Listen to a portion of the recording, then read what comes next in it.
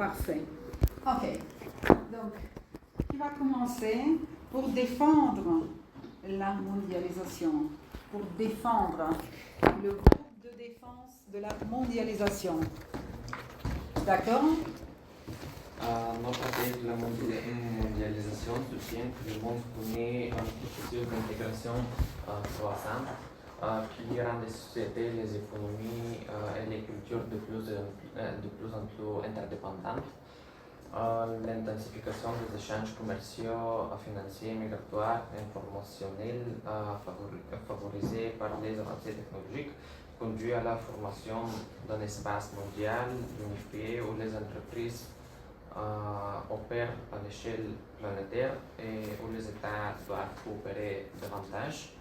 Ce mouvement entraîne aussi une diffusion globale des modèles culturels, une montée en puissance des institutions internationales et une transformation du rôle des États, dont une partie de la souveraineté se trouve redéfinie face à ces dynamiques transitionnelles.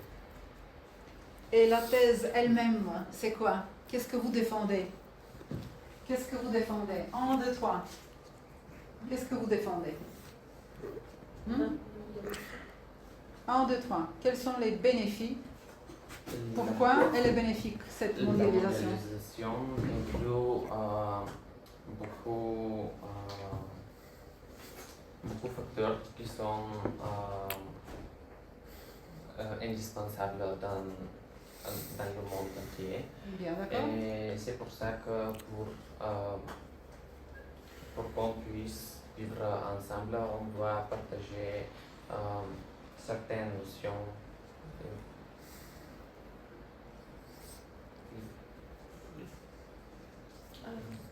Vous avez préparé notre argument que vous va introduire et nous, chacun va donner un point. D'accord, c'est bon. Mais quoi? La thèse, c'est quoi? La thèse, c'est que la mondialisation, elle nous aide pour devenir plus développés, pour la croissance économique, n'est-ce pas? Pour le développement, pour la transformation, d'accord? C'est bon? Oui. Alors, cette mondialisation, elle nous aide à avoir une croissance beaucoup plus importante, n'est-ce pas? Non? Ok. Croissance économique plus importante. Elle nous aide aussi au développement, vous avez mentionné, n'est-ce pas? Développement. Aussi pour améliorer nos connaissances pour les différents pays et cultures. Connaissance, très bien. Vous avez mentionné aussi la transformation, n'est-ce pas? Transformation. Innovation. Oui, ça nous aide à devenir plus innovatifs au terme moyen, n'est-ce pas? Ok? D'accord. Ça nous aide encore à faire quoi? Peut-être réduire la pauvreté. Hein? On est bien d'accord que ça réduit. Donc c'est très bien. Réduire la pauvreté. Quoi encore? Vous voyez déjà? Oui. Économiquement, stabilité, de la stabilité. Stabilité. Ok. Stabilité. Augmenter, très bien. L'éducation et la durabilité.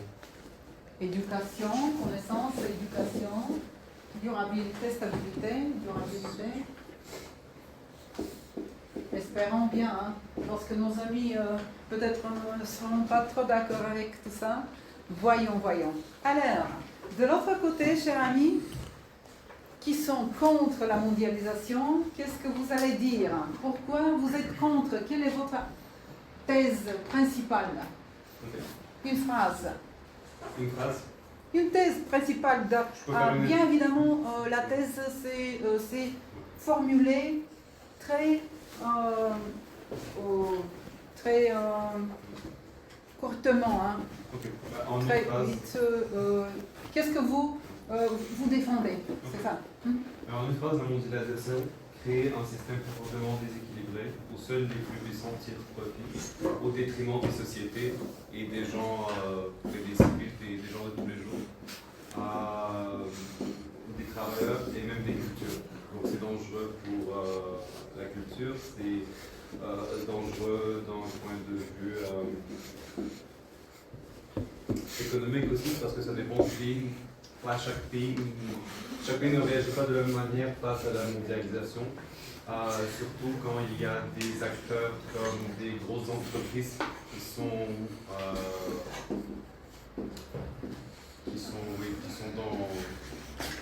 dans ce contexte-là. Donc c'est ça notre argument principal. Donc, est-ce que j'ai noté tout? Vous défendez que les systèmes sont de plus en plus déséquilibrés. Oui. Ensuite, il y a un dégât sur la culture, Oui. les gars. Ok, c'est bon.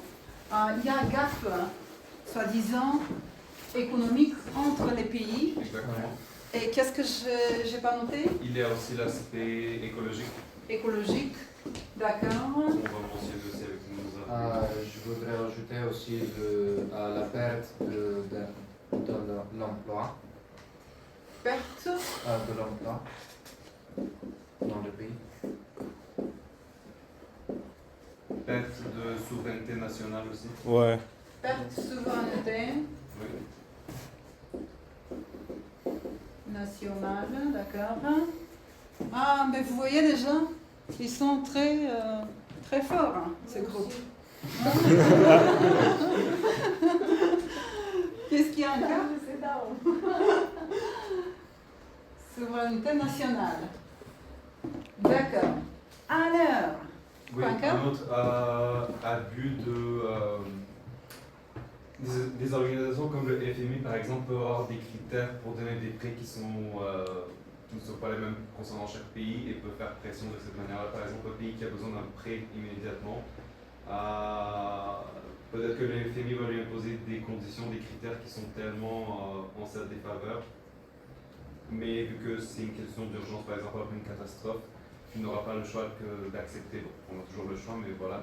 Donc les critères des institutions mondiales peuvent varier et peuvent des fois bénéficier certaines personnes et non le bien commun. organisme international Biaisés, qui sont biaisés, qui ne sont pas neutres, qui ne sont pas... biaisé. Ok. C'est bon? Oui.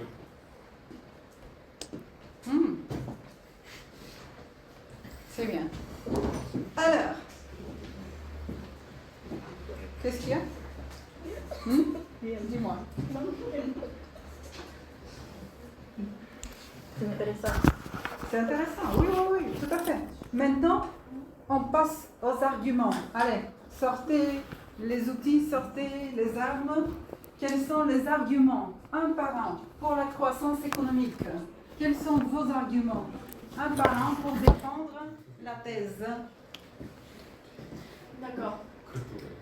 Donc maintenant, on va parler des effets positifs de la mondialisation. On a 6 points principaux. Grand point, donc la diffusion rapide des technologies est notre premier point. D'accord. Mais est-ce que vous pouvez donner des chiffres, Oui. les arguments? Ça veut dire, si on parle d'une croissance économique, on va dire, mais voyez, depuis 100 siècles, on est passé de 0,1% jusqu'à 30% de commerce international ou quoi? On a des exemples, mais pas avec des chiffres. On a des exemples qu'on a trouvés pour chaque point. Oui, pour chaque point, pour la croissance économique, c'est quoi les arguments? Est-ce qu'il y a quelqu'un qui peut aider? Vous pouvez aider, hein? Les arguments. C'est quoi les arguments? Un moment. On va refaire. refaire cet exercice, c'est très sympa. Oui? Les arguments.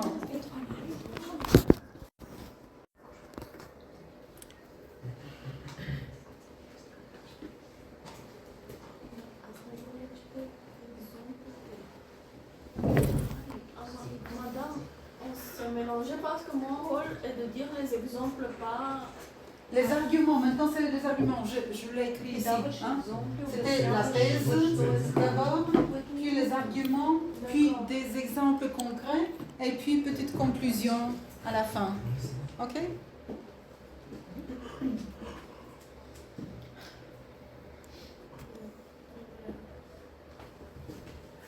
Prenez votre temps, s'il vous plaît, il n'y a rien de critique.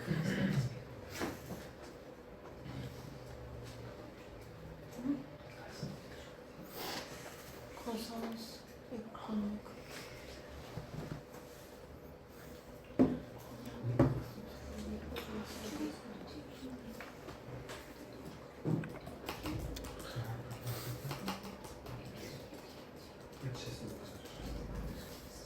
Voilà. Donc,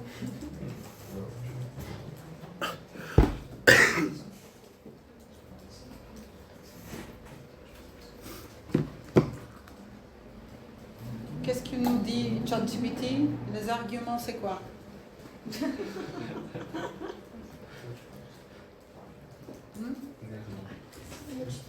Aidez-vous, hein? Aidez-vous.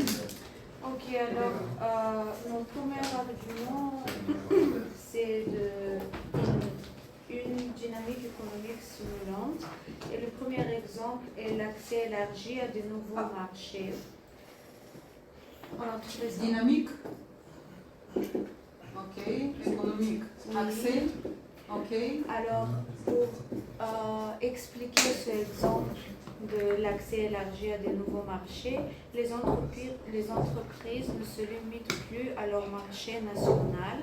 Elles peuvent vendre leurs produits dans le monde entier. Cette ouverture leur permet d'augmenter leur clientèle, leur production et donc leurs revenus.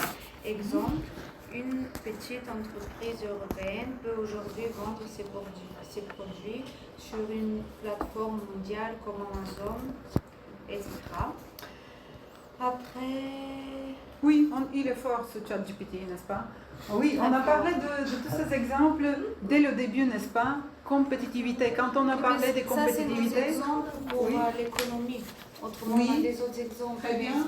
Vous voulez Croissance l'économie, si vous économique. voulez, on peut commencer avec les autres exemples. Oui, donc on a un tout premier argument que la dynamique économique est beaucoup plus forte et on a des accès au marché. On peut mentionner plusieurs On peut faire des entreprises transnationales qui parviennent à élargir leur marché, leur share, leur part de marché d'une manière incroyable. Et maintenant, Temu qui vient jusqu'ici et nous pouvons avoir des marchandises de très bas prix, n'est-ce pas? Parce qu'il y a la globalisation, n'est-ce pas? C'est pas vrai? Hein? Oui, c'est bon. Ok, les marchés, c'est très très important. Partout. Pour connaissance et éducation que c'est marqué, c'est le troisième point. Comme argument, on a première la circulation des cultures, par exemple les films, les séries, la musique, la cuisine, la mode, les sports, etc. La mondialisation rend les cultures accessibles à tous. Par exemple, la musique K-pop sud-coréenne a devenu un phénomène mondial. Aussi pour la cuisine japonaise, elle a devenu courante en Europe et en Amérique du Sud. Et cela favorise la curiosité, la tolérance et la diversité culturelle. Pour le développement de la mobilité étudiante et touristique, pour éducation, comme argument, on a que grâce aux accords internationaux et à la baisse du coût des transports, les étudiants peuvent étudier à l'étranger, découvrir d'autres méthodes d'enseignement et améliorer leurs compétences linguistiques. Le tourisme international permet aussi de mieux comprendre les cultures étrangères et de créer des lieux humains.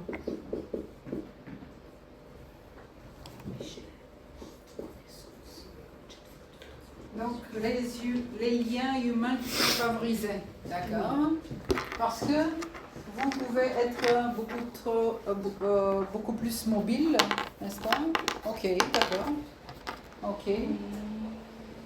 Qu'est-ce qu'il y a encore? On a aussi... Pauvreté? Pardon? En ce qui La concerne pauvreté. la pauvreté? Oui, je peux donner comme un exemple. On a trouvé les progrès de majeur en santé et en sécurité globale. C'est, je peux dire.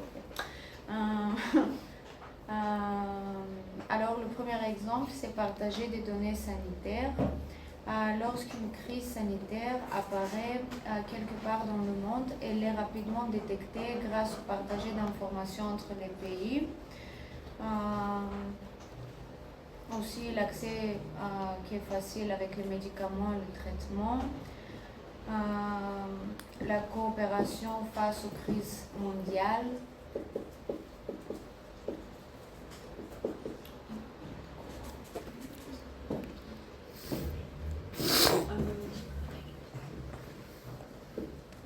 Nous avons aussi le transfert technologique. Comme nous tous ici, personne utilise un portable qui était produit dans son pays propre. En ce point, le Global Technology Transfer a dit qu'il y a un marché de 7,5 millions de USD dans le transfert de technologie. Et même pendant la pandémie, il y avait le transfert de technologie de santé qui avait aidé à baisser le numéro de la mort. Et c'est un grand marché maintenant. Même les portables, l'ordinateur et tout ce qu'on utilise pour être connecté. Et c'est ça un grand marché maintenant pour franchir le barrière. D'accord. Parmi les pays. D'accord. On a aussi des réseaux sociaux qui est une invention récente, mais c'est les réseaux sociaux qui unifient des personnes et grâce à eux, on rencontre des personnes d'un pays nouveau, d'un autre continent, d'un autre côté du monde. Et quel est le résultat? Quel est l'effet de tout ça? On s'enrichit culturellement. Enrichissement culturel.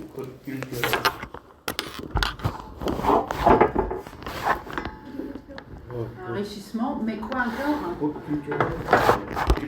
Et aussi, il y a des personnes, des influenceurs, je pense, qui deviennent de plus en plus populaires. Et pour eux, c'est une nouvelle méthode de faire de l'argent.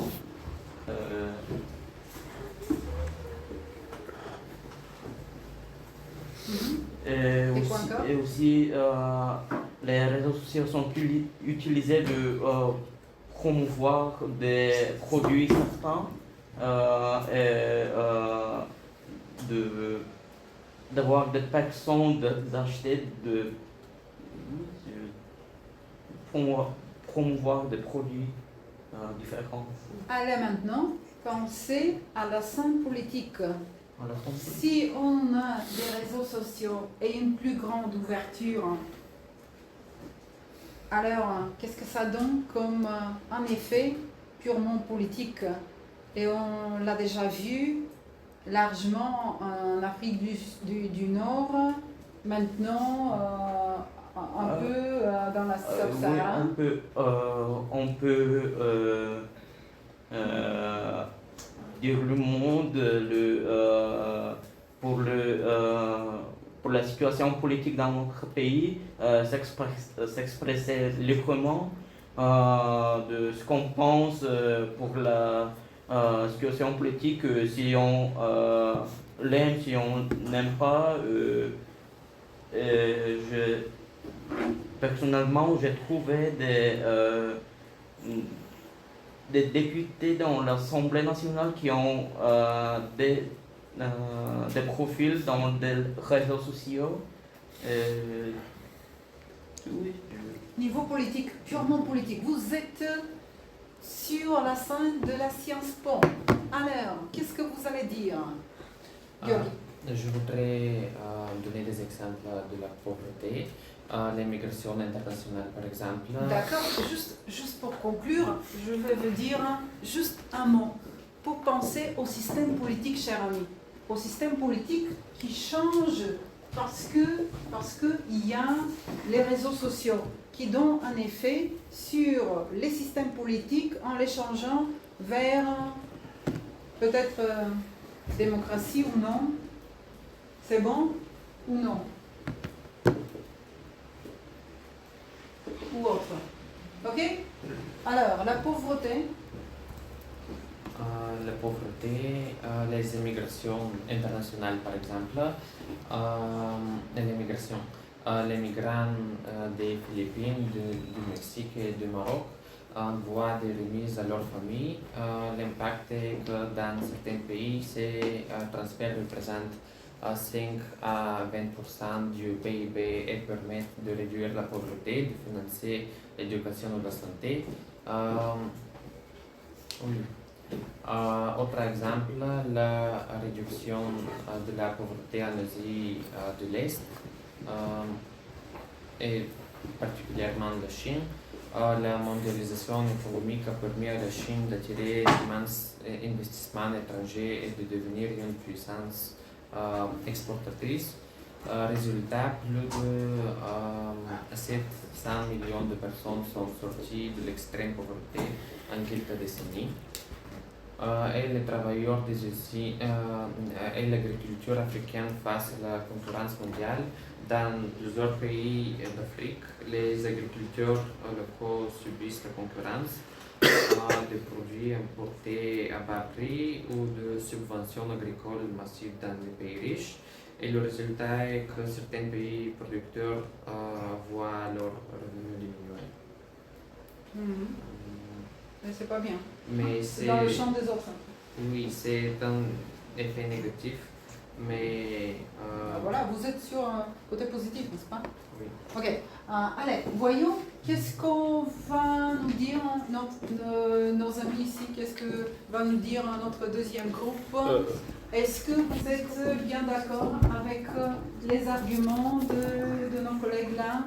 Est-ce qu'il y a un accès beaucoup plus grand, beaucoup plus élargi sur les marchés? Qu'est-ce que vous en pensez? Je dirais plutôt oui, mais il y a des implications, il y a des impacts pour cette marché plus ouvert. Ouais, par exemple, la perte de souveraineté nationale, comme par exemple en Ghana, Jamaïque ou Grèce ou même Indonésie, ils ont été obligés à prendre des pertes de souveraineté pour avoir ces prêts et pour avoir ces prêts et pour être connecté dans le monde, vous voyez. Être connecté dans le monde impacte aussi les pays comme l'Indonésie et la Ghana et la Jamaïque. Ouais. Ça a un coût, quoi. Tout ça a un coût. Tout ça? Je veux dire, pour être plus clair, être connecté au monde a un coût. Ouais. Être connecté au monde a un coût. Bien sûr. Si je peux aider mon collègue, par exemple, il y a beaucoup de problèmes concernant l'économie avec la mondialisation. Par exemple, il y a deux côtés à la médaille. Un pour les pays riches et un pour les pays pauvres. Premièrement, pour les pays riches, il y a beaucoup de la perte de l'emploi. Par exemple, non. Il faut répondre après. Hein? Il faut répondre après. Pour désindustrialisation, il cause cette perte.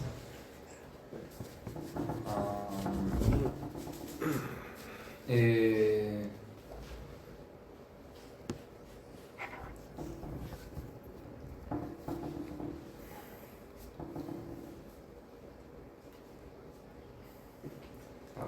Oui, si je peux rajouter quelque chose. Ok. Si on parle par exemple d'un pays développé, on va prendre, je sais pas, la France par exemple. Quand il s'agit de la France, par exemple, de mondialisation, c'est un pays qui a eu le temps de s'adapter à ce système de mondialisation qui n'est pas venu d'un coup dans ce système. Ce que je veux dire par là, c'est que la Bulgarie, par exemple, qui est sortie dans le régime communiste dans les années 90, qui ouvre ses frontières, qui s'ouvre au monde de manière tellement brusque. On sait que les années de transition étaient très dures pour la Bulgarie dans les années 90. Donc comment est-ce qu'un pays pauvre, qui n'a aucune expérience, s'adapte face aux mastodontes, aux géants de l'industrie? Comment est-ce qu'il va rivaliser avec la France ou les États-Unis, qui sont là depuis des décennies, voire qui ont été des puissances coloniales? Comment est-ce que la Bulgarie va s'adapter dans ce système? Comment est-ce qu'elle va survivre? Et je pense qu'elle ne va pas survivre correctement, qu'elle ne va pas s'adapter. On le voit de nos jours, surtout avec l'écoulement de cerveau, le brain drain qu'il y a en ce moment. Jusqu'en 2050, je pense que la population de la Bulgarie, c'est parce que je pense, c'est ce que les statistiques disent, va diminuer jusqu'à moins de 5 millions d'habitants.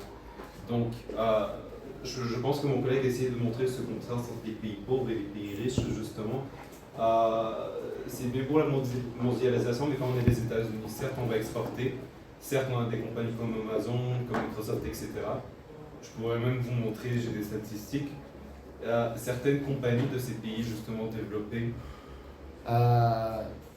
Donc, il y a les pays qui sont riches, qui sont plus favoris, disons, par la mondialisation, et puis les pays pauvres comme la Bulgarie, disons, qui n'est toujours pas au courant de tout ça. Oui, en plus, ces compagnies, ils décident de délocaliser leur production dans les pays pauvres parce que la main-d'œuvre est moins chère. Et par exemple, beaucoup de pays en Europe, les travailleurs sont exploités par ces compagnies. Et c'est une tendance plus en plus vraie. Et si on parle de quel type de compétitivité? J'ai commencé avec ça dès le début. Vous vous souvenez? De quel type de compétitivité? Quand la main-d'œuvre est. Le prix de main-d'œuvre. Prix, compétitivité de prix. Oui. Et aussi, il y a différentes régulations dans les différents pays. Par exemple, les big tech comme Apple, Google, etc. Ils ont ces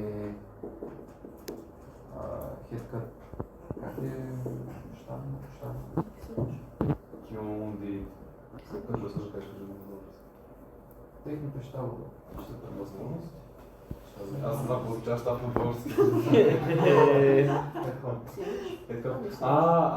leur bureau, leur siège. Leur siège dans des pays comme l'Irlande. pour des taxes plus bas. Ouais. Si vous me permettez, j'aimerais vous montrer des statistiques qu'on a D'accord. trouvées. Vous voyez, hein, ils sont... Il est français. Il sait tout. Mais on trouve Tout. ensemble. Les sièges, oui, les taxes, etc. D'accord. Allez, on va voir maintenant les exemples. Oui, Est-ce que je peux ajouter quelque chose? oui, lié avec les sièges et les grands Non, géants technologiques. les pays qui ont des énergies fossiles ont une influence sur les autres parce qu'ils sont des pays qui sont riches de ces énergies fossiles et les autres dépendent de ces...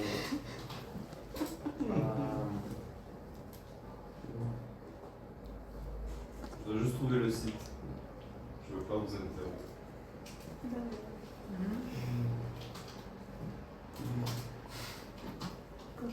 Mais la situation change, n'est-ce pas?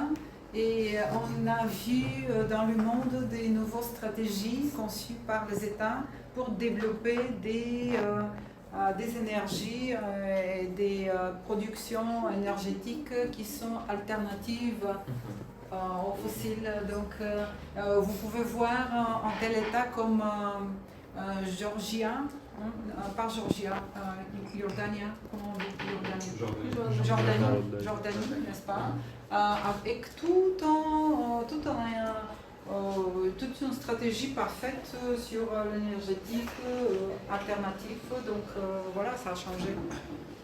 On n'est plus autant dépendant qu'avant, justement à cause de la globalisation, n'est-ce pas? Donc, l'argument que mes collègues ont utilisé, ils ont parlé d'Amazon. Ils ont dit c'est bien, on a Amazon, des plateformes sur lesquelles on peut être connecté, vendre plus facilement ses marchandises. Mon argument, ça serait est-ce que pour vous c'est normal qu'Amazon ait un PIB plus élevé que celui de l'Espagne, du Mexique, de la Corée du Sud, et qui justement, grâce à leur richesse, grâce à leurs influences, peuvent influencer le marché international, les conditions, etc. Ça, c'est qu'un exemple. Si on peut remonter, on peut voir Microsoft a un PIB plus grand que celui du Canada, de la Russie. Et celui qui est le plus flagrant, ça reste Apple, qui est plus grand que l'Italie, le Brésil, la Russie, encore une fois le Canada. Donc ces compagnies sont déjà établies. C'est eux qui dictent les règles du jeu. C'est pas l'inverse, c'est pas, même si on est dans des démocraties, bien sûr, etc. Comment est-ce qu'on rivalise avec ça, justement? Ce serait ça mon contre-argument. Qu'en dites-vous? Non, je dis que c'est intéressant. Donc, tu es en train de dire que l'Amazon est plus riche que quelques pays, c'est ça? Oui. Mais l'Amazon donne une plateforme pour les pays, la production de quelques biens, pour vendre. En Brésil, peut-être en Mexique, qui exportent les avocados, quelque chose comme ça, ou bien des autres biens.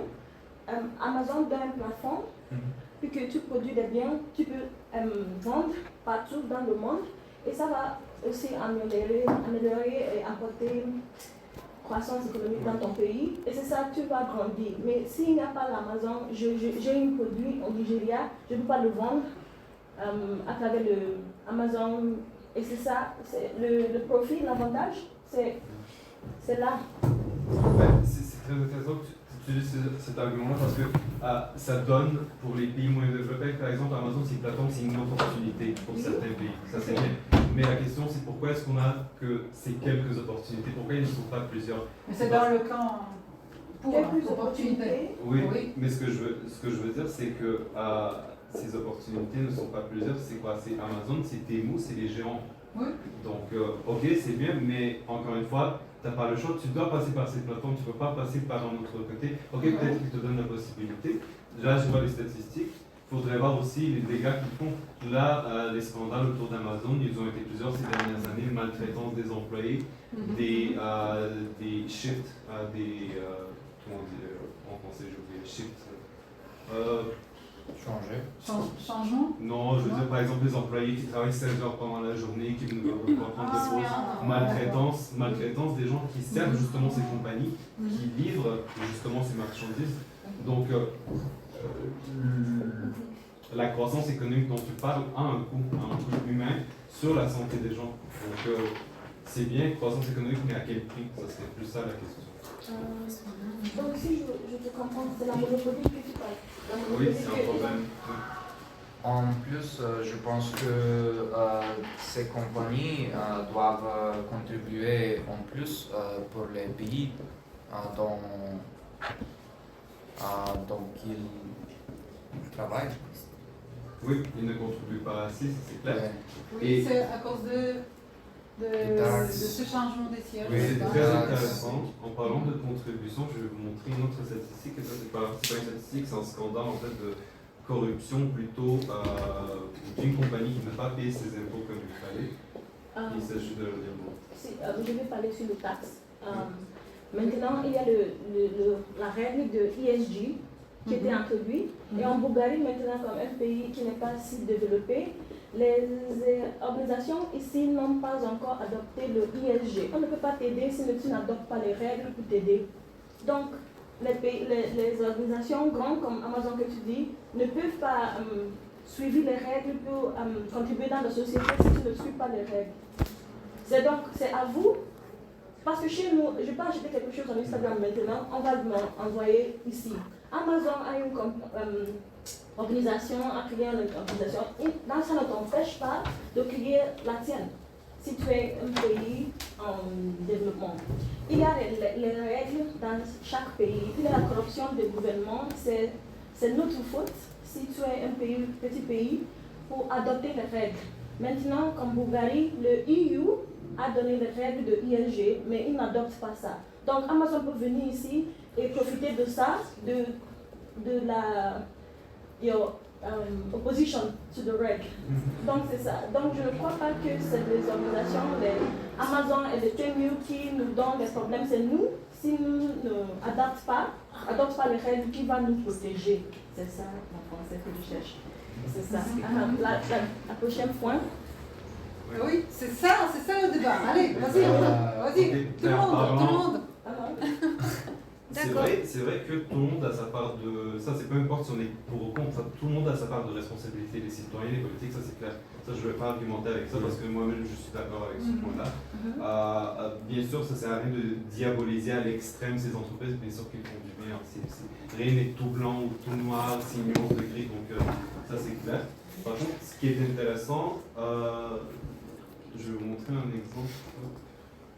J'ai un exemple par la politique contre la mondialisation, comme le lobbying. Lobbying. Lobbying, de lobbying, oui. Par exemple, aux États-Unis, c'est presque entièrement mené par ces entreprises riches. D'accord. Et ils décident beaucoup de régulations qui concernent ses propres business.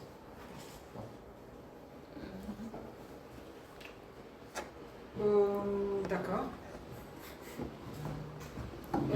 Il y a la loi qui concerne le lobbying. Oui. C'est ça. Qui n'est pas adoptée dans les pays plus pauvres ou comment? Dans ce cas, comment on fait? C'est contre ou pour? Contre. C'est lobbying. C'est-à-dire que avec la mondialisation, on donne beaucoup de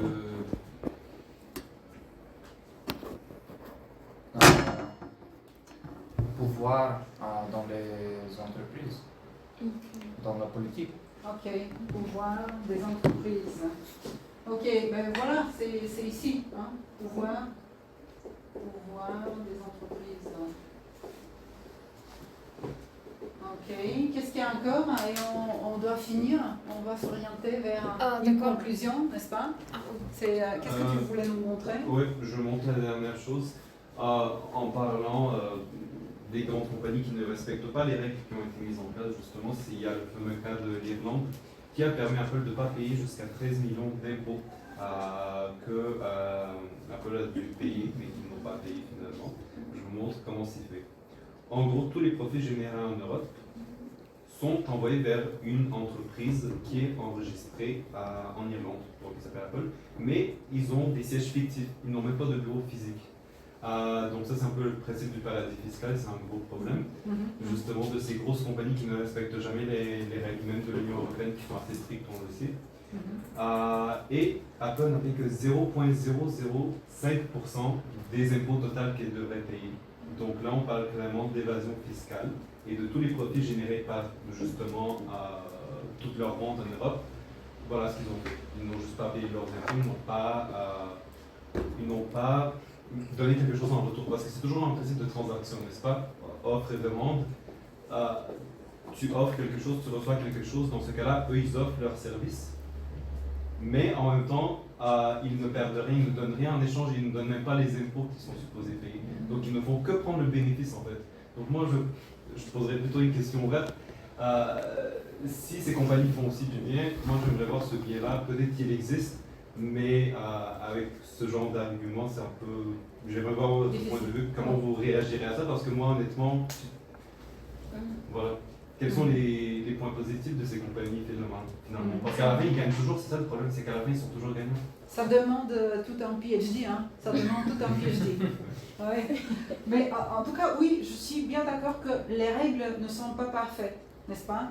Et aussi, nous avons ESG, l'adoption au niveau international, supranational, etc. Mais les pratiques sont toujours pas là. Et nous avons des pratiques qui ne sont pas en accord avec des règles. Vous vous souvenez, on a beaucoup parlé dès le début, quand on parlait de la compétitivité, des institutions. Des institutions, tu n'étais pas là, aux 3 niveaux. Et les institutions qui sont là, comme des ministères, des agences nationales, etc., ont les institutions qui concernent les règles, la réglementation, qui sont à leur tour basées sur les autres institutions informelles, inédites, qui sont comme qu'est-ce que nous croyons, quelle est notre culture, etc. Donc, il faut toujours penser à ces 3 niveaux et comment on fait de manière à développer, à faire mieux, etc. Alors, chers amis, je pense que je suis contre. Je ne sais pas, pour vous, on va voter. Nous n'avons pas parlé beaucoup, c'est ça? Allez, parlez. Le débat, tout de suite. je vais elle me change. Parce que lui, ils ont mentionné que les grandes organisations comme le OMC, ils ont biaisé, je ne sais pas le mot, biaisé, vers le pays plus riche. Nous savons que l'OMC, c'est une organisation démocratique. Chaque pays doit être d'accord avant de move. Okay? Et l'autre fois, le Brésil, qui est un petit pays, était contre les États-Unis, et le Brésil a gagné contre les États-Unis dans le tribunal de l'OMC. Donc les États-Unis ont payé beaucoup d'argent parce que les États-Unis ont subsidisé les produits de coton de chez eux et ils ont gagné le Brésil, même comme c'est un petit pays. Donc quand il y a une crise dans un petit pays, les organisations comme ça donnent l'opportunité d'améliorer la condition à travers les prêts. C'est ça. Donc chez moi, peut-être nous verrons avoir une innovation et si il n'y a pas quelque part pour prêter de l'argent comme FMI, ça ne sera pas possible. Donc s'il y a un transfert de technologie, je vois le potable et je veux essayer d'avoir la mienne, je peux prêter de l'argent, améliorer mon économie et c'est ça. On a dit de cher le prix de main-d'œuvre dans les pays pauvres. Il y a quelque chose qu'on appelle Product Price Parity. Okay? Donc si tu arrives au Nigeria, tu vas me payer la valeur de mon agent. Donc, je travaillais dans une ambassade au Nigeria et là-bas, c'est à moi de dire à l'ambassade que les règles de Thaïlande, c'est différent de notre règle. Et selon nos règles de mon pays, tu dois me payer ceci et cela. C'est à moi de me défendre comme ça. Donc, si tu arrives là-bas, tu ne peux pas me payer 250 € au Nigeria. C'est pas product price. Et tu ne peux pas vendre un produit 100 € ici au Nigeria pour 100 €. Donc, tu dois équilibrer le product price parity. Donc, main d'œuvre doit être. Tu comprends ce que je dis dans le mur que je ne dis pas? Moi je comprends, je ne sais pas si les autres comprennent. Moi, je comprends. Tu comprends? Like, there has to be a balance, product parity. I can pay you 2,500 en Europe, que tu vas payer plus cher en housing, et aller au Nigeria te payer la même chose. Mais je sais que j'ai beaucoup d'amis qui habitent au Nigeria, qui travaillent aux États-Unis en ligne. Et c'est ça, il y a l'opportunité globale, même l'Union européenne dans 38 millions de travailleurs. Oui, c'est ça, et télétravail. Donc chez nous, le taux d'unemployment a diminué maintenant parce que tu peux rester chez toi, mais tu peux travailler pour les organisations internationales chez toi. Et c'est ça. Et donc tu vas dépenser de l'argent dans ton pays, et c'est ça le croissance économique. Nigeria, on dépense notre argent en dollars. Tu comprends ce que je dis, n'est-ce pas? Oui. On continue. Je t'interromps pas, Écoutez, on a juste commencé. Aujourd'hui, on a juste commencé avec le débat. Maintenant, à ce stade-là, on va voter. Et puis, on va continuer avec ce débat la fois prochaine. Vous avez déjà senti ce que ça doit donner. Hein? Et vous allez vous préparer avec des chiffres, de l'argumentation. Je vais vous donner la structure. Je vais vous donner quelques arguments sur lesquels vous préparez. Et on continue la fois prochaine. Mais déjà, je veux voir, est-ce que vous avez changé? Et c'est anonymat, c'est anonyme, n'est-ce pas? On va... Si, madame. Je veux contre ou pour, ok? Chacun met contre ou pour, sur la base de ces arguments. Si on est genre 50, si on est genre 55 ans. Allez, on verra. Non, c'est bon, je vais donner. Allez, contre ou pour, anonymat, n'est-ce pas? Et la fois prochaine, quand on continue, on va toujours voter pour voir si ça a changé, ok? Mais soyez s'il vous plaît, sincère, hein? Sincère. Est-ce que vous avez passé dans le camp de l'autre groupe? Et je veux que tout le monde des groupes soit actif, hein? Ok? Pas seulement juste être présent, mais vraiment d'être actif. Vraiment. Ok? Ok. Il y a quelqu'un qui... Mais c'est bien. On a commencé. Merci à nos participants les plus furieux, n'est-ce pas? Oui. C'est bien. Mais je veux, pour la prochaine fois, que vous lisiez ces articles que je vous ai donnés déjà, n'est-ce pas? Et sur cette base, de voir un peu l'argumentation, de reformuler l'argumentation. Ok? Oui. Da, другите презентации. Oui, je vais la télécharger. Oui. А другия път ще представяме ли другите презентации? Oui, сега. За кризите ли имате предвид? Да. Pour les crises. Да. Ah ben j'espère. Mais vous voyez, on n'a pas eu le temps pour vraiment des argumentations très robustes. Mais on veut, n'est-ce pas, venir à ça, hein, des arguments qui sont robustes. Ok, très bien. Ici, tu es prêt ou non? Contre ou pour? Tu l'as écrit? D'accord. Ok, ben, c'est intéressant. Ok, très bien. Vous êtes intéressé par le résultat? Bien sûr. Merci. Allez. Ok. D'accord. sais pas si c'est clair, mais on verra.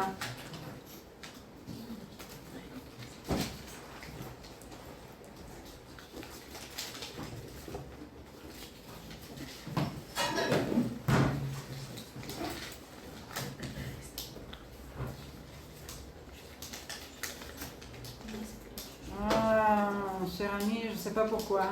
Je ne sais pas pourquoi.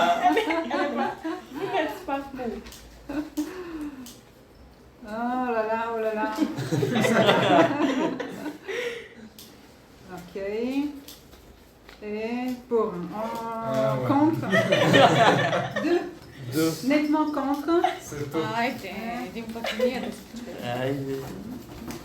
7. On se bat toujours. Et il y a 2 qui sont pour la mondialisation, mais qu'elle soit plus équitable. Donc, c'est pas 100% ce que nous cherchons. Pour, mais doit avoir des régulations. Donc, on est sur le terrain des institutions, des problématiques. Je vous ai donné à lire un livre de Acemoglu sur pourquoi les nations fail, n'est-ce pas? Vous vous souvenez? C'est très intéressant pour comprendre bien ces 3 niveaux d'institutions et quels sont nos problèmes et comment les battre. Allez, chers amis, merci beaucoup pour aujourd'hui. On continue. Je vous envoie l'information dans le forum. Très bien.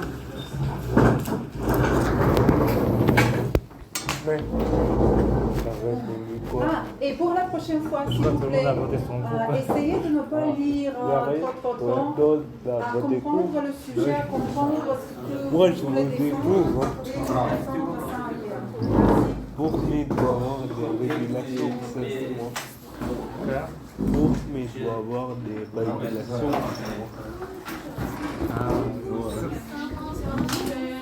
C'est un